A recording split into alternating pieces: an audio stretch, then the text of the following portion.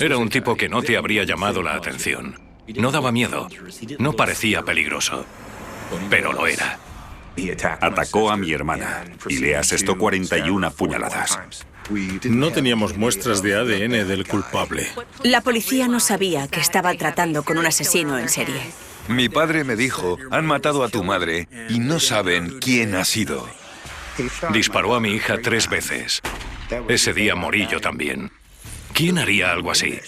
No era un individuo que se encontrara con alguien y le atacara. Era un asesino en serie con experiencia, efectivo, que lo planeaba todo. Pero le surgió un problema, la mujer que había escapado. Intenté violarla, pero se escapó gritando. Es un ser malvado y va a pagar por lo que ha hecho. Asesino en serie. La revista People ha seguido el desarrollo de este caso durante más de 3 décadas. Las escenas del crimen distan más de 3.000 kilómetros. Era un asesino con unos deseos de matar tan fuertemente arraigados que hacía lo que fuera necesario para acosar a sus presas.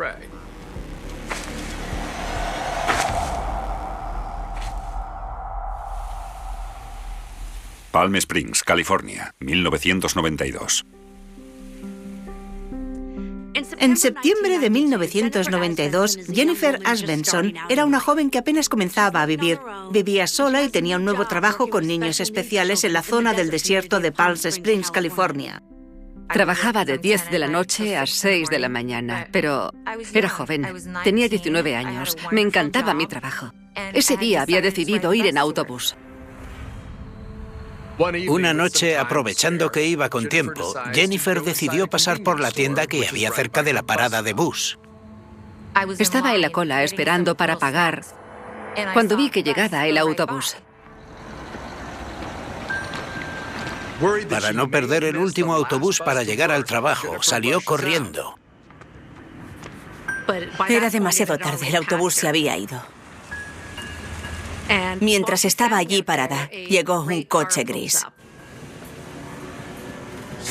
Bajó la ventanilla y me dijo, disculpe, ¿quiere que la lleve? Inmediatamente dije que no. Y él dijo, de acuerdo, como quiera. Y el conductor del coche empezó a alejarse. Así que ella pensó que no podía ser alguien con malas intenciones y se marchaba así. Le llamé y le dije, espera, espera. Pensé que sí, que era un desconocido, pero yo necesitaba llegar al trabajo. Y él era un tipo pequeño, con gafas, cara de bueno, inofensivo. Así que me subí al coche. Una vez dentro del coche, el conductor se presentó. Le dijo que se llamaba Andrew. Pensé que era un tipo majo y me sentí cómoda. Me puse el cinturón y arrancamos. Hablaron del trabajo de Jennifer, bromearon. Ella pensó que se había preocupado sin necesidad. Cuando se paró a la entrada de mi trabajo, me preguntó si quería desayunar con él al salir. Yo me reí y le dije que no, que tenía novio. Y él dijo, ¿qué pasa, que tu novio no te deja desayunar? Venga, dame tu número. Yo pensé, bueno, mira, me invento un número y me bajo. Eso hice. Me inventé un número, se lo di y él miró el papel. Y dijo, genial, muy bien. Jennifer fue a trabajar y se olvidó del buen samaritano que la había acercado en su coche.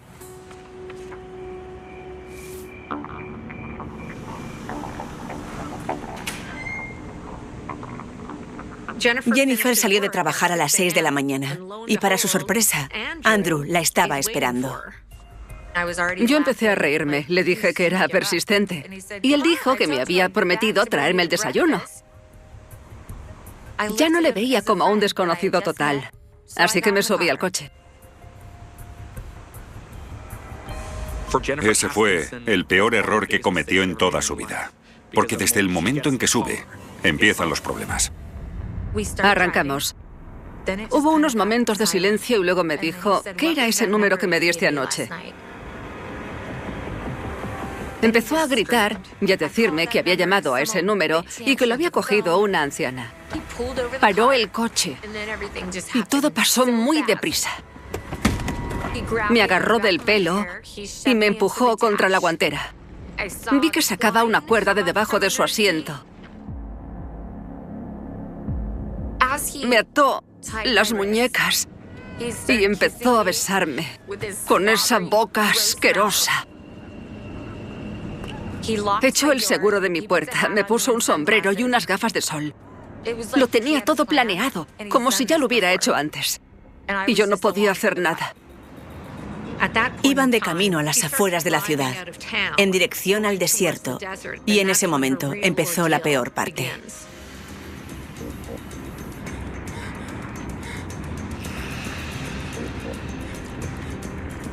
Yo veía que a nuestro lado iban pasando a toda velocidad los postes telefónicos y cada vez me sentí más desprotegida. ¿Por qué quería adentrarse tanto en el desierto? Finalmente Andrew se detuvo, sacó un cuchillo enorme y empezó a cortarle la ropa a Jennifer. Me quitó la ropa interior y me la metió en la boca, tanto que estuve a punto de vomitar. Se quitó los pantalones y se me subió encima e intentó violarme, pero no fue capaz. Tenía disfunción eréctil y se puso de muy mal humor. La estranguló hasta que perdió el conocimiento. De pronto sentí una sacudida, como cuando estás dormida y te despiertas de golpe. Vi que él tenía sangre y restos de piel en la boca. Y pensé, Dios mío, me ha arrancado un trozo de cuello. Era un ser malvado. Entonces salió del coche. Abrió el maletero y sacó una bolsa de la compra llena de cuchillos. Jennifer supo en ese momento que se enfrentaba a su propia muerte y echó a correr.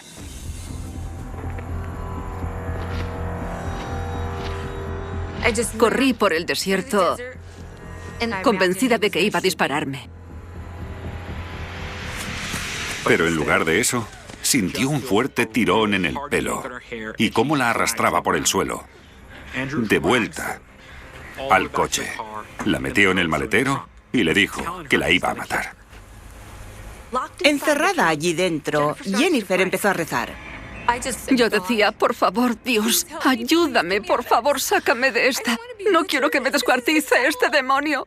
En ese momento empecé a notar que mis brazos podían abrirse más y que la cuerda se estaba deshilachando. Jennifer buscó por todo el maletero una forma de salir de allí. Sin saber cómo, consiguió encontrar el mecanismo de apertura. Metió la mano y tras un chasquido... Vi que entraba la luz y me tiré del coche. Corrió tan rápido como pudo, de vuelta a la autovía con la esperanza de llegar a ella sin que la atrapara. Me giré y vi que venía detrás de mí con un machete. Era como una escena de una película de terror. Vi que se acercaba un coche, así que me planté delante con los brazos abiertos, pidiendo ayuda. En él viajaban dos chicos jóvenes que le preguntaron si se encontraba bien. Ella se subió a toda prisa. Estaba llorando, decía que un tipo había intentado matarla. Ellos quisieron ir a por él, pero ella les dijo que estaba armado y que la llevaran al hospital. Y eso hicieron.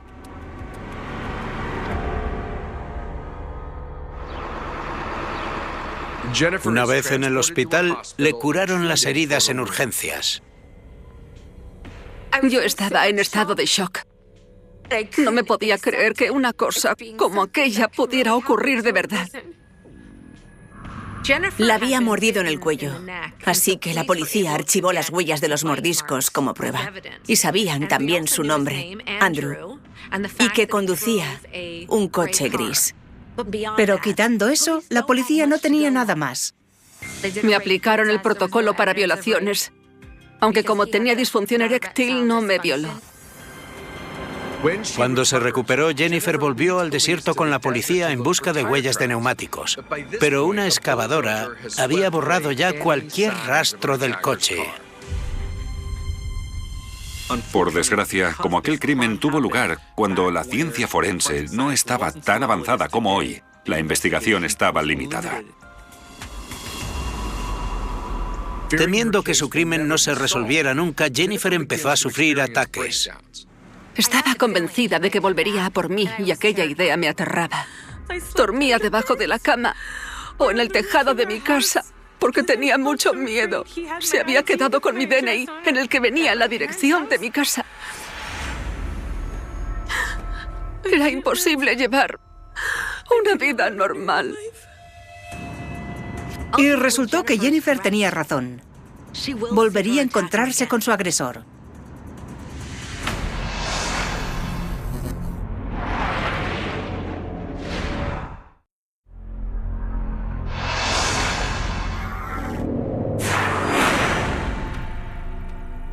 Tras haber sido retenida en contra de su voluntad y conseguir escapar, Jennifer Asbenson vivió durante años con miedo constante. La policía no conseguía dar con su agresor, del que solo se sabía que se llamaba Andrew. Lo que la policía no sabía era que el agresor ya no se encontraba en California. Vivía a 3.000 kilómetros en Illinois. 4 años después de aquel ataque, el 14 de julio de 1996, sobre las 8:30 de la tarde, 3 hombres encontraron el cuerpo desnudo de una mujer cerca de un puente en el río Vermilion. Horrorizados, fueron corriendo hasta una granja cercana para llamar a la policía. Minutos después, varias patrullas estaban ya examinando el cuerpo y la escena del crimen. No había forma de identificar a la víctima, no llevaba ningún documento, ni se encontró nada que ayudara. Le habían disparado, apuñalado y tirado su cuerpo al río como si fuera basura. La autopsia reveló que le habían roto varios dientes, tenía moratones por todo el cuerpo y marcas de estrangulamiento en el cuello. Y tenía restos de cinta pegados al cuerpo. Había sido brutalmente asaltada, torturada y finalmente asesinada. Había que descubrir quién era aquella mujer y quién le había hecho aquello. La única pista de que disponían los agentes era un tatuaje con las letras CC. La policía decidió comprobar sus huellas dactilares. Al hacerlo, apareció una coincidencia en el registro. Las huellas pertenecían a Cassandra Corum, una prostituta de 21 años desaparecida en Hammond, Indiana. Los agentes interrogaron a la familia y los amigos de Cassandra para averiguar quién podría haber hecho aquello, pero no consiguieron ninguna pista. No tenían ni idea de quién podía haber sido. Al tratarse de una prostituta, la policía se planteó la posibilidad de que pudiese haber sido alguno de sus clientes, pero en la escena del crimen había pruebas que señalaban que el asesinato había sido algo planeado. El asesino se había encargado de esconder su crimen. Le había robado y arrojado al agua. Todo indicaba que se trataba de un asesino que sabía lo que hacía y cómo ocultar pruebas. El departamento del sheriff del condado de Livingston dio la noticia del hallazgo del cuerpo y pidió ayuda a todas las fuerzas del estado. Semanas después, les llamaron desde el condado de Cook para decirles que tenían sin resolver varios asesinatos similares al de Cassandra Corum. A Cassandra la habían encontrado desnuda en el río Vermilion, unos meses antes, y muy cerca de la zona donde Cassandra había desaparecido. Habían sido encontrados los cuerpos de otras 2 mujeres arrojados al lago Wolf. Al igual que Cassandra, aquellas mujeres también eran prostitutas. El 14 de abril de ese mismo año, el cuerpo sin vida de una mujer de 25 años, Laura Iulaki, había sido encontrado en el lago Wolf. El cuerpo de Laura tenía 2 heridas de bala, y al igual que Cassandra Corum, la encontraron desnuda. 4 meses después, el 2 de agosto, se encontró el cuerpo de Lynn Hoover, de 22 años. Al igual que a las otras 2 mujeres, a Lynn le habían disparado y arrojado al agua. Y como a Cassandra, la habían apuñalado repetidas veces. Era una escena horrible. Las 3 mujeres habían sido torturadas, atadas con cinta, les habían disparado y arrojado desnudas en el agua. Las 3 eran prostitutas. Temiendo estar ante un asesino en serie, los agentes enviaron para su análisis las balas encontradas. La policía científica del estado de Illinois estableció que las balas encontradas en los 3 cuerpos eran del calibre 38. Pero no solo eso, se trataba de la misma pistola. Todas las víctimas trabajaban en la zona de Hammond, en Indiana. A mediados de los 90, Hammond, al igual que muchas otras ciudades, tenía muchos problemas con las drogas y la prostitución. La policía aumentó su presencia en las calles para intentar encontrar al asesino antes de que atacara de nuevo.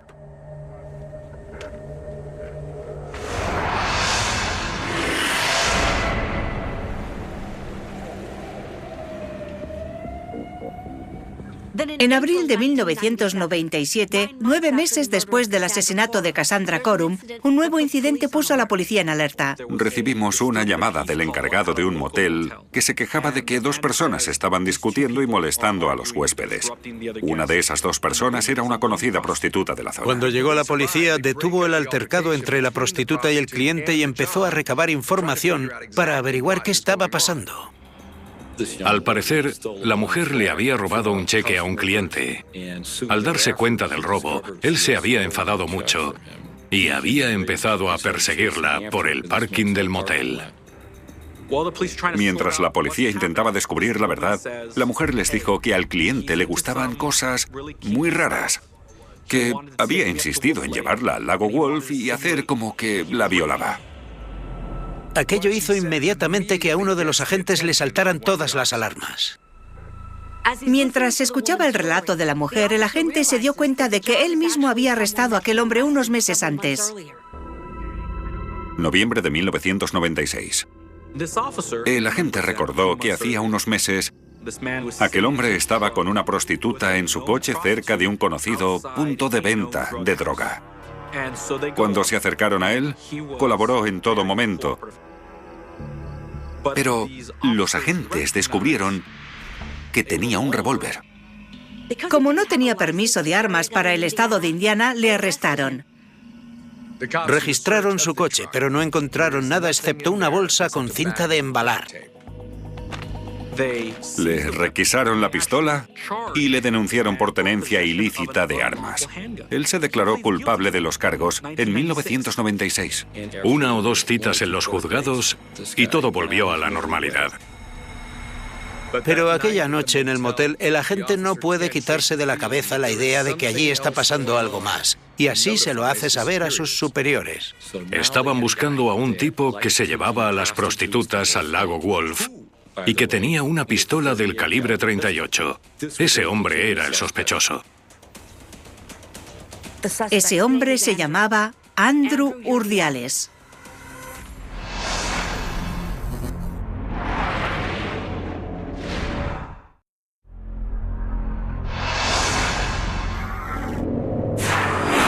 En abril de 1997, Andrew Urdiales era el principal sospechoso del asesinato de 3 mujeres. Pero la única prueba que le conecta con los crímenes es un revólver del calibre 38. El agente alertó a las autoridades de Chicago para recuperar la pistola y enviarla a balística, pero quizás ya era demasiado tarde. Después de que Urdiales fuese arrestado, la policía le había confiscado el arma y la había registrado en el sistema. Pero como ocurre siempre con casos menores como aquel y con mercancías de contrabando, todas esas pruebas acaban siendo destruidas. Aquel revólver estaba en algún almacén esperando a ser destruido. Iba a ser destruido 2 días después y los agentes no estaban seguros de poder llegar antes de que eso ocurriera.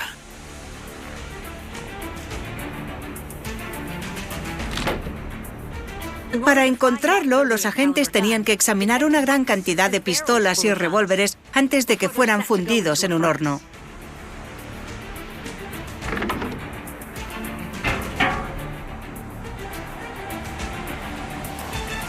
Por suerte, gracias a Dios, el revólver no había sido destruido todavía.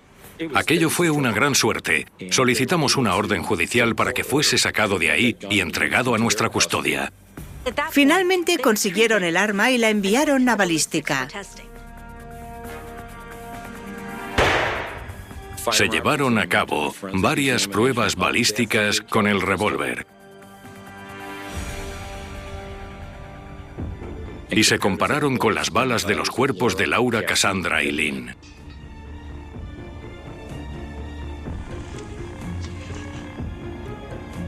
Y pudimos confirmar sin ningún tipo de dudas que aquella era el arma que había sido utilizada para asesinarlas. Habiendo confirmado que el revólver era el arma utilizada en los 3 asesinatos, su principal objetivo era encontrar a Urdiales, el dueño de la pistola. Sabían que trabajaba como guardia de seguridad en el centro de Chicago y le esperaron hasta que salió de su casa para trabajar.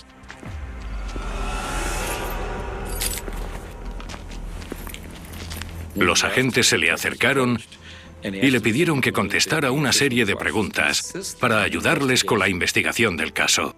Él aceptó y accedió a acompañarles a comisaría. Mientras le interrogaban, le dijeron que querían hablar con él sobre aquel cargo de tenencia ilícita de armas del que se había declarado culpable en Hammond. En ese momento, los agentes decidieron tenderle una trampa. Le dijeron que tenían su pistola y que sospechaban que había sido utilizada en una serie de robos con violencia, que si era posible que alguien le hubiera cogido el arma en algún momento. Urdiales les dijo que aquello era imposible, que él había sido marine y que siempre tenía el arma consigo. Dijo que cada noche guardaba el arma bajo llave en el sótano al llegar a casa y que nunca le había dado la llave a nadie. Y fue entonces cuando los agentes le dijeron que había un problema, que esa arma había sido utilizada para asesinar a varias mujeres. En ese momento, Urdiales bajó la mirada y suspiró.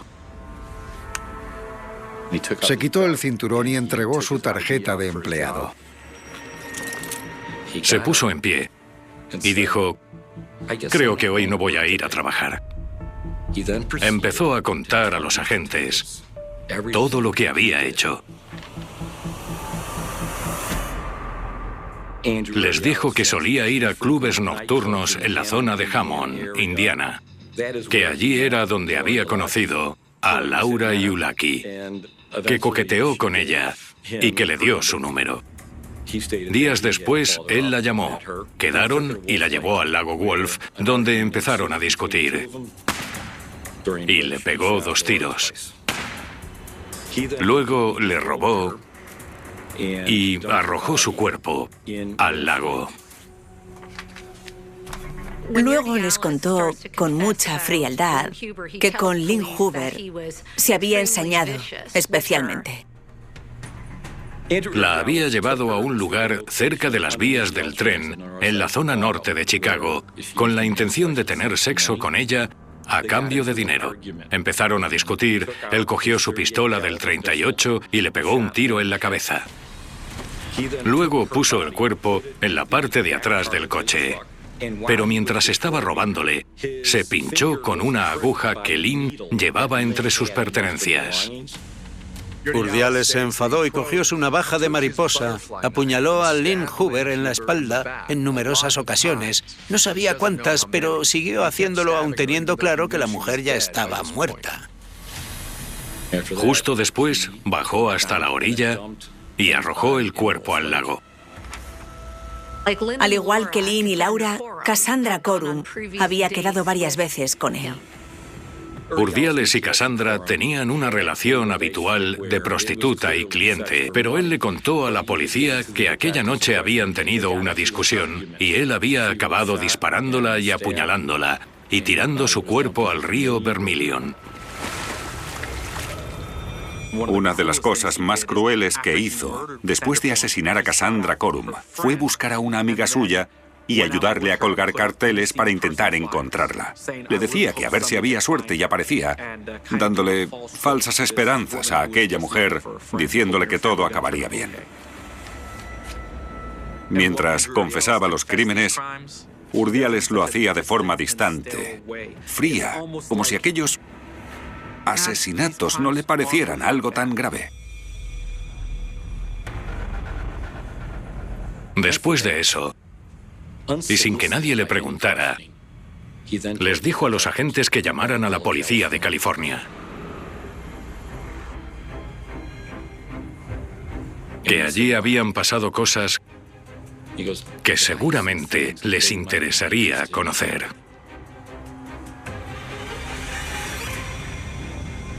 Estaba a mi mesa cuando recibí una llamada de la policía de Chicago diciendo que tenían un sospechoso bajo custodia que acababa de reconocer haber cometido varios asesinatos en su jurisdicción y que les acababa de decir que también había cometido otros en la nuestra.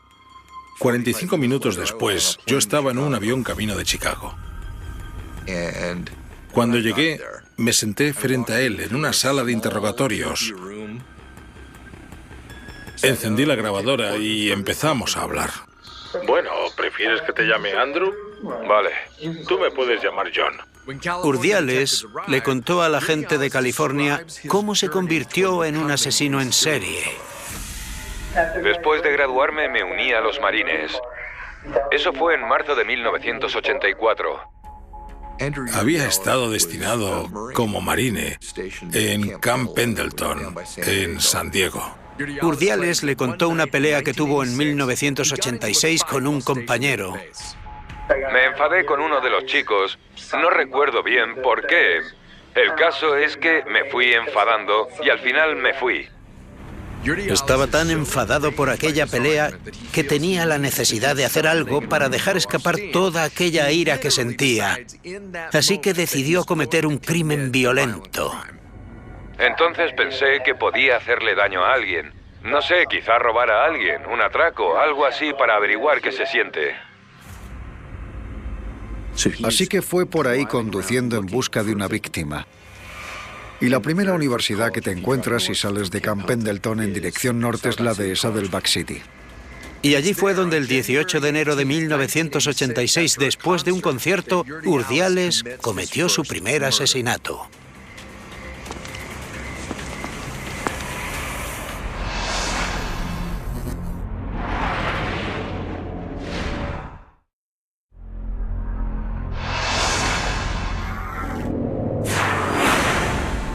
Tras confesar los 3 violentos asesinatos en la zona de Chicago, Andrew Urdiales, ex marine de 32 años, relató cómo había asesinado a su primera víctima.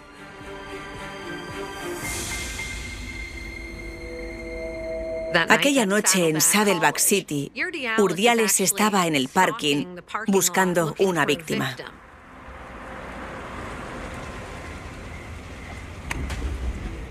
En la base nos entrenan para aprender a matar todo el tiempo. Vi que de un edificio salía una mujer que iba en dirección a su coche. ¿Podrías describir a esa mujer que salió en dirección a su coche? Era blanca. Urdiales recordaba haber visto una mujer joven y guapa caminando hacia su coche. Robin Brandley era una estudiante universitaria que salía de colaborar como voluntaria en un concierto en el campus. ¿Me puedes describir cómo era el parking? Oscuro, estaba muy oscuro, eso sí lo recuerdo. Esperó entre las sombras para atacar a esa mujer. ¿Dónde te escondiste? Detrás de un coche. En cuestión de segundos, Urdiales salió de su escondite y acorraló a aquella mujer. Le dije que me diera el bolso. Y después, ya sabes lo que pasa después. No, ¿qué pasa después? Que mi cuchillo se hundió en su cuerpo varias veces. ¿En qué parte? En la espalda. Urdiales tenía un cuchillo enorme de tipo militar con el que apuñaló a la mujer 41 veces. ¿Cuánto tiempo crees que duró todo eso? No lo sé. El tiempo no importaba. Solo nosotros.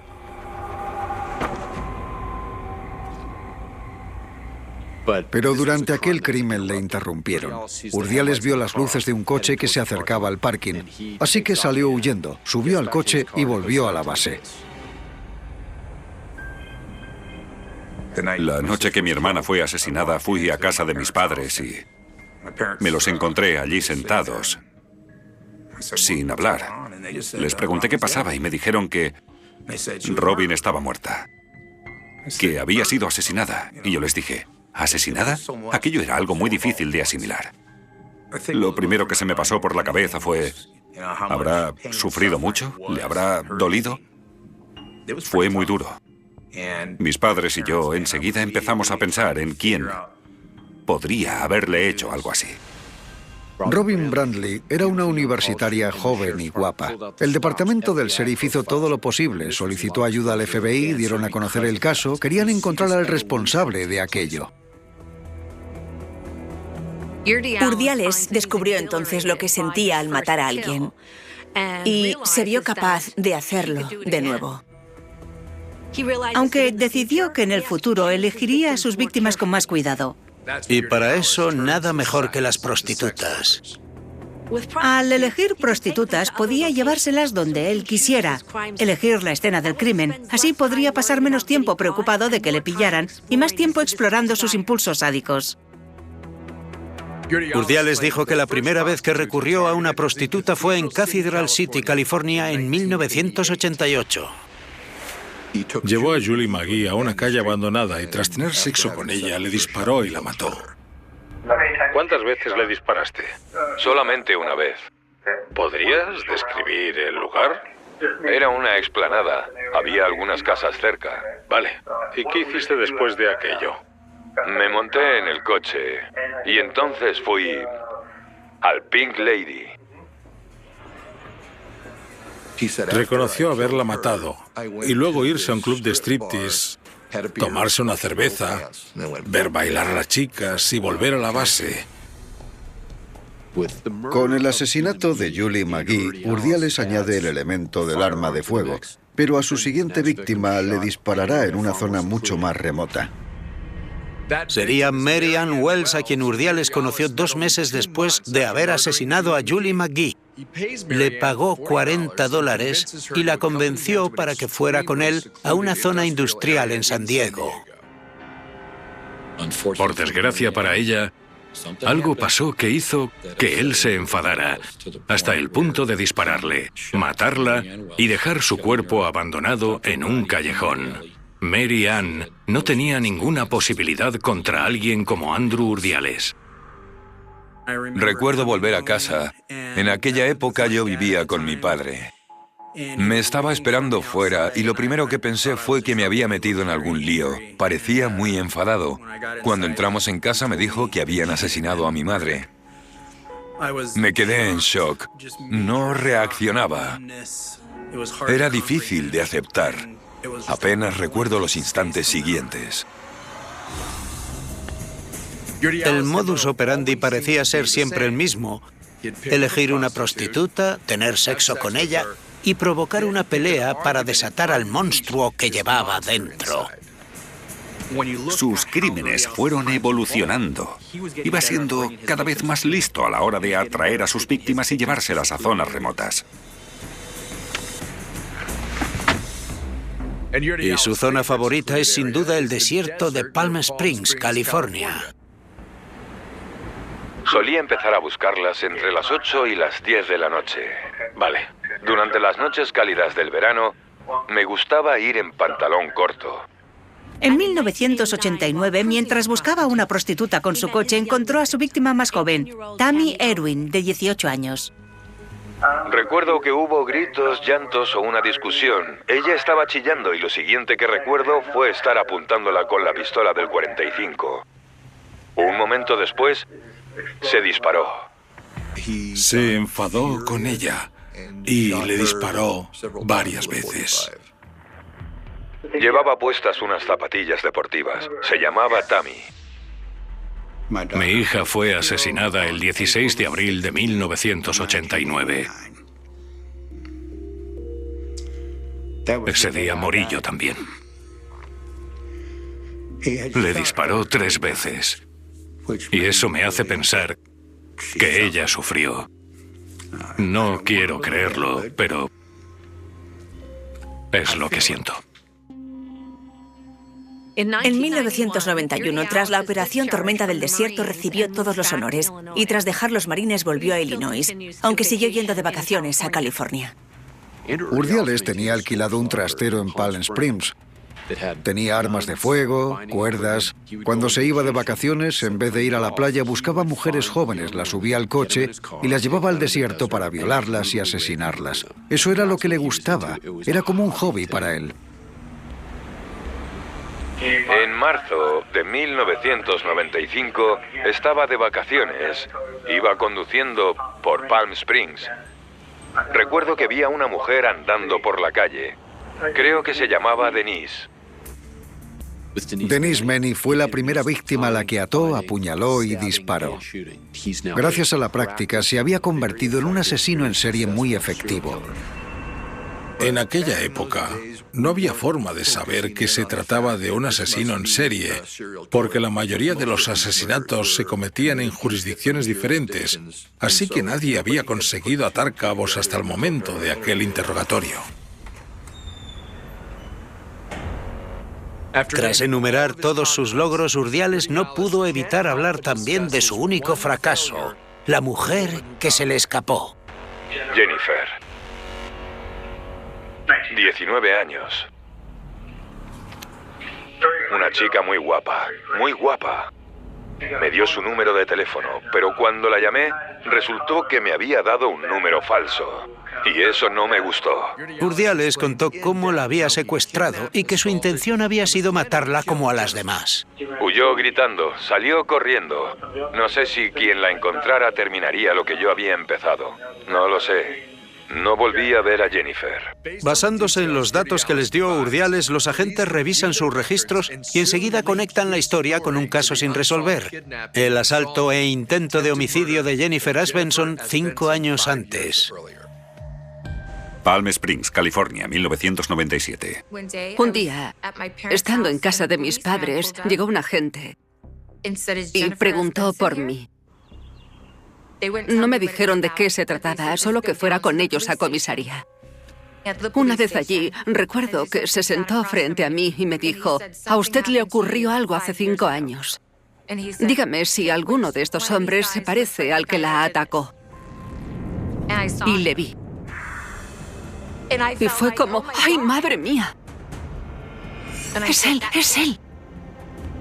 El agente me dijo que se trataba de un asesino en serie, que había matado a 8 mujeres y que yo era la única que había escapado.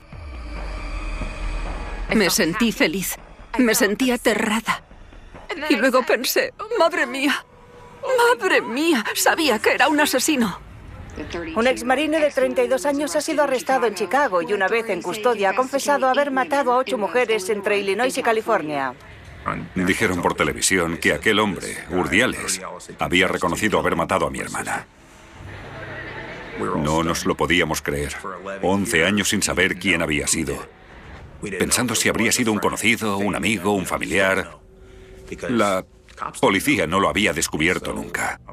Aquello trajo algo de paz a la familia, saber que habían detenido a la persona que había matado a mi hermana. Aunque entonces aún no sabíamos que eso era solo el principio de algo mayor. Durante los 12 años siguientes, Urdiales sería juzgado varias veces por los 8 asesinatos cometidos, primero en Illinois y luego en California. La mejor forma de entender la verdadera peligrosidad de aquel hombre fue escuchar el testimonio de la testigo estrella del fiscal, Jennifer Asbenson. Cuando volví a verle, me quedé rígida. Mi cuerpo no podía moverse cuando lo miré después de tanto tiempo. Allí estaba, a tan solo unos metros de mí. Recuerdo que pensé: es él. Y ahora va a pagar por todo lo que ha hecho. Jennifer Asbenson fue muy valiente al subir al estrado para hablar en nombre de todas aquellas mujeres que no habían conseguido escapar. Y por contar el horror por el que pasaron todas, fue una heroína. Urdiales se declaró no culpable por enfermedad mental, pero en los 3 juicios a que fue sometido por los 8 asesinatos fue encontrado culpable. Antes de la sentencia, los familiares de las víctimas tuvieron la ocasión de hablar en la sala. Nos dieron la oportunidad de subir allí y hablar de nuestras chicas. Creo que todos en el jurado estaban llorando cuando terminé de hablar. Les enseñé una foto de Tammy para que vieran lo guapa que era. Era tan guapa. Desde la primera vez que la miré cuando nació, ya me tenía enamorado. Era un bebé precioso, era perfecta. Hicimos muchas cosas juntos, jugábamos un montón, le gustaba disfrazarse y salir conmigo a hacer la compra. Era muy divertida, siempre estaba sonriendo. Yo tenía 13 años cuando asesinaron a mi madre. Creo que lo más importante para mí era que el jurado supiera que mi madre era una persona, que no era solo una prostituta. Trabajaba como camarera, estudiaba por las noches y le quedaban semanas para obtener el título en empresariales. Su vida era difícil, apenas teníamos dinero, pero siempre hizo todo lo que pudo y mis cumpleaños fueron siempre increíbles. Era madre, hermana, un ser humano. Es muy triste perder a tu única hermana. Robin habría sido una esposa, madre y tía estupenda. Y supongo que mi padre piensa en eso mismo todos los días, al igual que lo hizo mi madre, hasta el día que murió. Qué desperdicio que su hija no llegara a hacer todas aquellas cosas. Que el mundo se haya perdido a una persona que tenía tanto que dar como ella.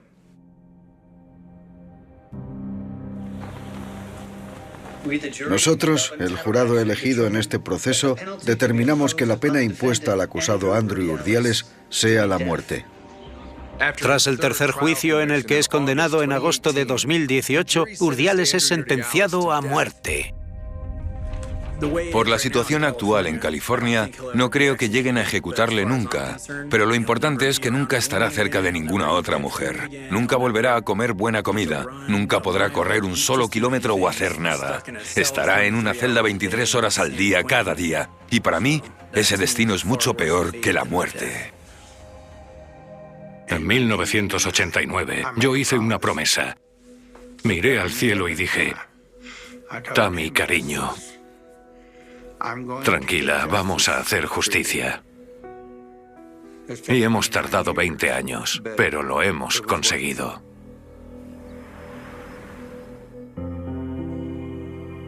Aquel día salí de casa y me subí al coche de un desconocido que intentó matarme. Sí, fui una víctima mientras aquel ataque tuvo lugar, pero desde que conseguí escapar, fui una superviviente. Claro que te quedan secuelas como el estrés postraumático, ansiedad, pero es posible reconducir tu vida. Sé que puedo tener una vida maravillosa y encontrar la belleza y la alegría y la felicidad en todo lo que me rodea. Sobre todo, hay que hacerles saber a quienes pasen por algo así que no son víctimas, son supervivientes. Se puede volver a ser feliz. Si yo lo conseguí, los demás también pueden. El 2 de noviembre de 2018, Andrew Urdiales fue encontrado muerto en su celda. Según los oficiales de la prisión, su muerte está siendo investigada como suicidio.